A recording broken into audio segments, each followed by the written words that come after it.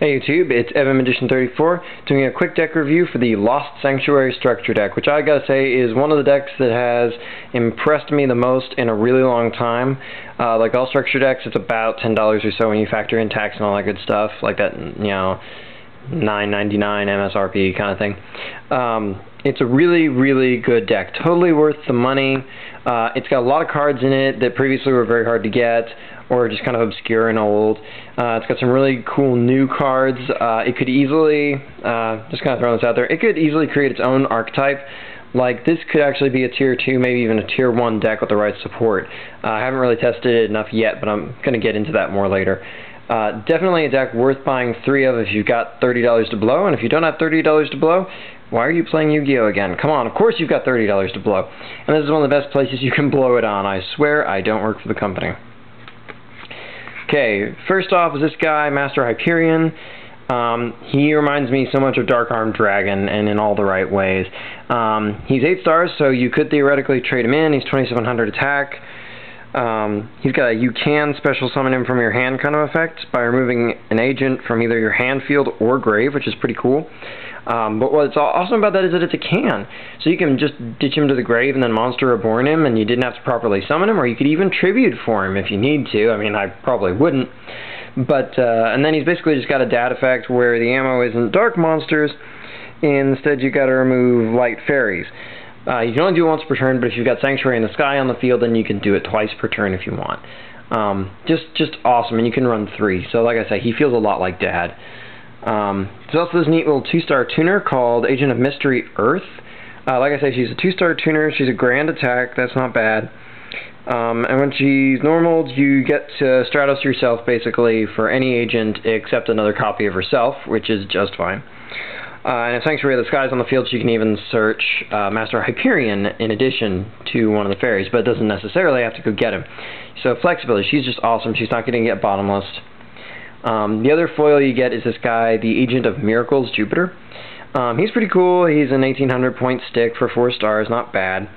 His regular effect is you can remove from play an agent in your grave and select the light fairy, and it gains 800 attack until the end phase. It's an okay, it's just a regular old ignition effect. I'm not going to use that effect too very often, but you might be able to use it to like run over Stardust Dragon somehow, because this guy plus 800 is 26. So I mean, it's not bad, and you could also use this guy to quickly get over like 6 Sam Xian. So that effect doesn't suck. But his really good effect, the thing that makes me like him, is that if you have Sanctuary on the Sky on the field, of course, once per turn you can pitch a fairy from your hand, a special summon or removed from play fairy. And this deck, especially with cards like that guy, like to remove fairies. So that's just awesome. Plus he's ditching a fairy into your grave that can later be ammunition for this guy as your cost. So I mean, he's just great for that. He definitely is going to make the agent deck very nice.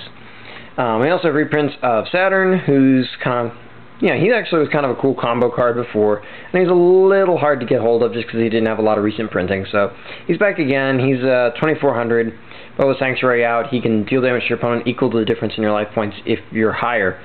So you could theoretically just kill your opponent outright with this if you play it right. So that's neat. And there's Agent of Wisdom Mercury. You know, he's not fantastic, but you know, it's nice to have him, I guess. Venus, she can do some cool combos and stuff like that, so she's neat to have. She wasn't too hard to pick up before, but it's nice to have it in there. Agent of Force Samaras, he's a great beat stick. You have to have higher life points once again for him to work, and have Sanctuary out, increasing your dependence on Sanctuary if you choose to run this guy, but he can be a really awesome beat stick considering he's a 3-star, so just food for thought. It runs a Shine Ball so that you've got something for your Agent Venus. And then it's got Splendid Venus, another nice trade-in card you got here. Big, and your stuff can't be negated. Well, that is to say, your spell and trap cards can't be negated. And it shrinks your opponent's monsters, not bad. Tethys, previously only a secret, just like Venus actually. So cool to have a reprint there, and she's got some nice effects, and she'll help you draw a bazillion cards. Good run. Victoria's in here, another one. Formerly just a secret. And she's actually not bad, because there's so many dragons these days that are going to be in your opponent's grave, like synchro monsters, that she can steal back. She's actually worthy of consideration, so don't overlook her. Athena, she was formerly just a premium pack card. She's got a really good effect. Depending on how you want to spin this deck, there are a bunch of ways you can do it. This is actually a really good card too. So she's nice. Marsh, nice to have one more printing of him. Good card. Hecatrice goes and gets Valhalla.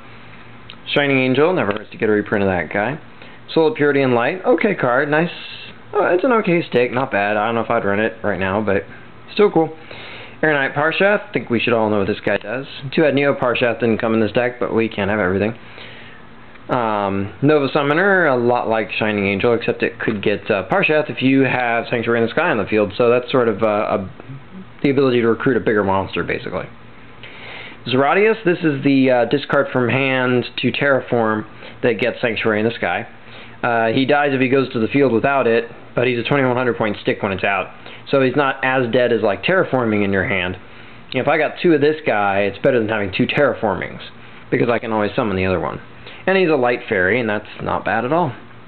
There's even Honest, so if you didn't have one yet, there's no excuse not to have one now.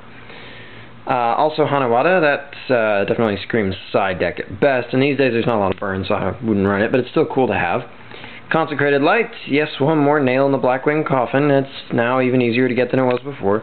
And it also hurts a number of other decks, so cool to have that in your little bag of tricks.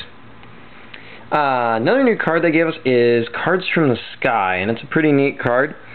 It's remove from play a light fairy in your hand and draw 2 cards. That's awesome. It's sort of the standard quasi pot of greed that a lot of archetypes get nowadays. And you have lots of ways to bring back and abuse and trick your removed from play fairies. So, not bad at all. It's a good way to feed your agent Jupiter. So, that's cool. It does have the drawback you can't special summon or conduct your battle phase the turn you use it, but there's no limit to the number of copies of this card you can play per turn, and you can even play it with duality in the same turn. So you can really power through your deck. If you tribute summon Tethys the same turn, you could really do some tricks and accelerate through, kind of do a 1 to 2 turn build up and then a big swing kind of thing. So definitely a cool card, good to have 3 of. Valhalla goes really well with Athena, of course. Terraforming, because, well, I guess they didn't want to give us 2 copies of Zarate. Smashing Crown, good to have a reprint on that. And they give us 2 copies of the Sanctuary in the Sky, which is awesome because it wasn't necessarily the easiest card to get before. And obviously this deck lives or dies a lot based on whether or not you have this card. So it's good that they give you multiple copies, but since you should be buying 3 copies of the deck anyway, guess what? You'll have backups in case you lose some, I guess. Next there's Celestial Transformation, not the most exciting card, but hey, it's there. Burial from a Different Dimension, an excellent card to have. It was a little hard to get hold of before, I guess. So just one more card that now there's no excuse not to have it. Very good side deck card for this and other decks. You could main deck it competitively for this deck, but I don't know. It just kind of depends. Kind of feel it out. Mausoleum of the Emperor, that could be useful, but I think I like Sanctuary a lot better. Solidarity, not bad. Everything's going to be a fairy, pretty much. Fountain in the Sky, okay, not that exciting. Wasn't hard to get before, but I guess it works with Sanctuary, so yeah. Moving on to a better card. Divine Punishment, awesome. It's kind of like a free Solemn Judgment. Its only condition to activate and negate either a spell, trap, or affect monster's effect is just that you have Sanctuary in the Sky on the field, which you should virtually always have. And you can run 3 of it, and you can run Solemn Judgment. Amazing, awesome card, very, very good. Makes me want to run counter fairies like crazy. And Meltiel's coming in gold 4, hey. Anyway, Return from the Different Dimension, not a hard card to get before, but still cool for the deck, not a bad thing. One more printing of Torrential Tribute. Backing Light, wasn't too hard to get, but now it's even easier to get. 2 copies of Miraculous Descent, not bad. Not a bad card for this deck at all, you can make arguments for running it. Alright, and last but not least, finally, a common printing of Solemn Judgment, which was, admittedly, a little tough to get. It's only at 1 per deck now, but, you know, better late than never to have Solemn Judgment easy to get. So for those of you who didn't have it, now, it's easy to get. An excellent deck, even if you don't want to play this deck, there are still reasons, like, say this, to want to buy the deck just to get the cards to have them to use for other decks. Just an excellent deck. I have nothing but praise for it. 10 out of 10. Until next time, rate, comment, subscribe, and check out my channel for more cool videos.